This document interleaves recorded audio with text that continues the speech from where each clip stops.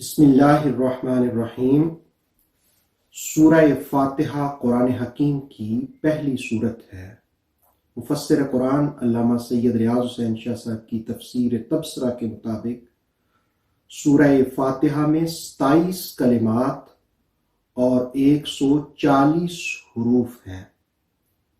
فاتحہ فاتحہ سے ہے۔ فاتحہ کا معنی کھولنا، اس نے کھولا۔ فاتحہ کھولنے والی، اللہ کی کتاب کو کھولنے والی۔ گویا یہ وہ صورت ہے جو اللہ کی رحمتوں کو کھولتی ہے۔ اس کے مختلف نام احادیث میں استعمال ہوئے ہیں۔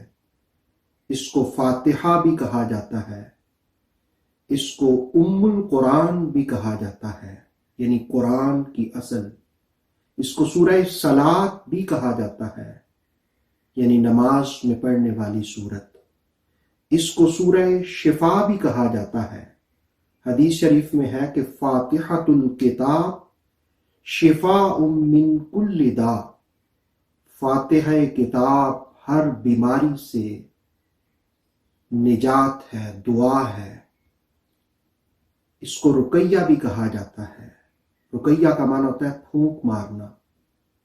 رسول اللہ علیہ السلام اسے پڑھ کر دم بھی فرمایا کرتے تھے۔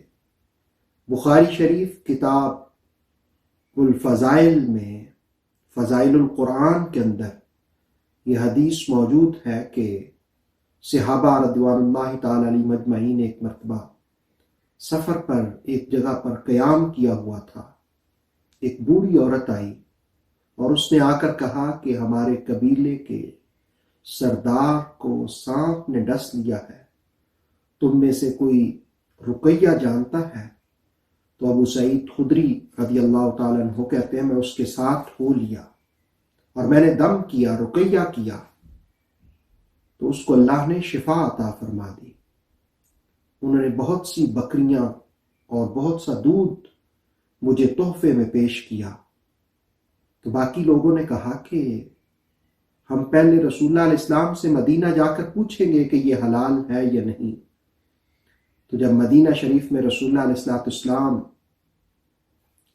کی خدمت میں یہ واقعہ عرض کیا گیا تو آپ صلی اللہ علیہ وسلم نے فرمایا کہ تم جانتے تھے کہ سورہ فاتحہ رقیہ ہے؟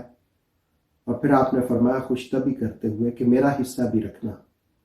یعنی اس حدیث سے یہ سمجھا جا سکتا ہے کہ سورہ فاتحہ بیماریوں سے شفا ہے۔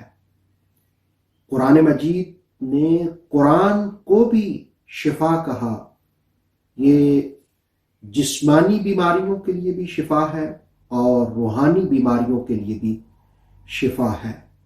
سورہ فاتحہ کو نماز کی ہر رکعت میں بھی پڑھا جاتا ہے۔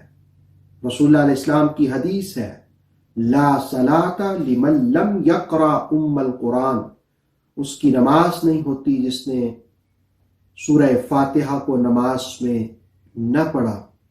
لیکن جس وقت جماعت کے ساتھ پڑھتے ہیں تو اس وقت سورہ فاتحہ کی تلاوت مقتدی نہیں کرتے، کیونکہ قرآن کی آیت ہے وَإِذَا قُرِئَ الْقُرْآنُ فَاسْتَمِعُوا لَهُ وَأَنصِتُوا، کہ جب قرآن پڑھا جائے تو خوب غور سے سنو اور خاموش رہو۔ تو سورہ فاتحہ برکتوں اور رحمتوں والی صورت ہے۔ اس کو سورہ کنز بھی کہا جاتا ہے۔ کنز کا معنی ہوتا ہے خزانہ۔ یہ قرآن کے علوم کا خزانہ ہے۔ اس کو اساس القرآن بھی کہا جاتا ہے، یعنی قرآن کی بنیاد۔ اس کو سورہ مناجات بھی کہا جاتا ہے، اس کو سورہ دعا بھی کہا جاتا ہے۔ اس میں دعا مانگنے کا طریقہ اور سلیقہ بھی سکھایا گیا۔ اس سورت کو سورہ حمد بھی کہا جاتا ہے، اس میں اللہ کی حمد بیان ہوئی۔